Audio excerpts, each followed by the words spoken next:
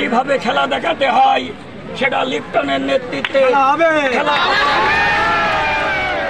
চরমপন্থী নেতা ও শীর্ষ সন্ত্রাসী জাহাঙ্গীর কবির লিপ্টনকে নিয়মিতই প্রকাশ্যে দেখা যেত কুষ্টিয়ায় আওয়ামী লীগের বিভিন্ন মিছিল মিটিংয়ে।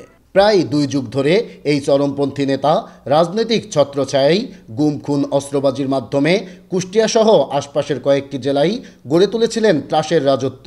2013 সালে মাহবুবুল আলম হানিফের হাত ধরে আওয়ামী লীগের রাজনীতিতে নাম লেখান। এরপর থেকে কুষ্টিয়া, ঝিনাইদহ, মেহেরপুর ও চুয়াডাঙ্গা এলাকার মানুষের কাছে হয়ে ওঠেন মূর্তিমান আতঙ্ক। লিপ্টনের নির্যাতনের হাত থেকে রক্ষা পাননি তার নিজ এলাকার মানুষও।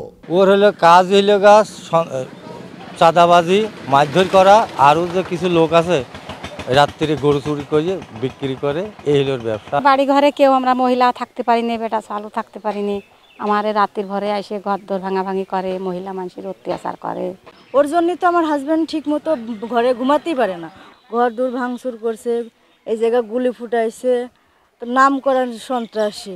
5 আগস্ট আওয়ামী লীগ সরকার পতনের পর স্থানীয় বিএনপি নেতা জাকির সরকারের সঙ্গে যোগ দেন লিপ্টন।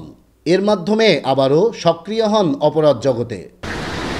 শুক্রবার ভোরে অভিযান চালিয়ে কুষ্টিয়া সদর উপজেলার দুর্বাচালা এলাকার বাড়ি থেকে লিপ্টনকে গ্রেপ্তার করে সেনাবাহিনী। এ সময় বিপুল পরিমাণ দেশি বিদেশি অস্ত্র ও গোলাবারুদ উদ্ধার করে সেনাবাহিনী।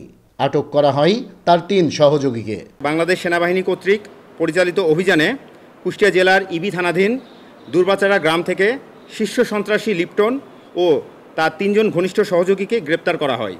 শীর্ষ সন্ত্রাসী লিপ্টনের গ্রেপ্তারের খবরে স্বস্তি ফিরেছে সাধারণ মানুষের মাঝে। তারা চান লিপ্টনের দৃষ্টান্তমূলক শাস্তি। আমরা এলাকাবাসী খুবই সন্তুষ্ট, কারণ হচ্ছে যাতে সুখে শান্তি থাকতে পারি। উপর মহলের কাছে বলি যারা সুষ্ঠু বিচার করে, উনি যাতে আর ছাড়া না পায়, আর শান্তি চাই, আমরা শান্তি চাই। সেনাবাহিনী যে তাকে ধরছে, এটা আমরা খুবই খুশি।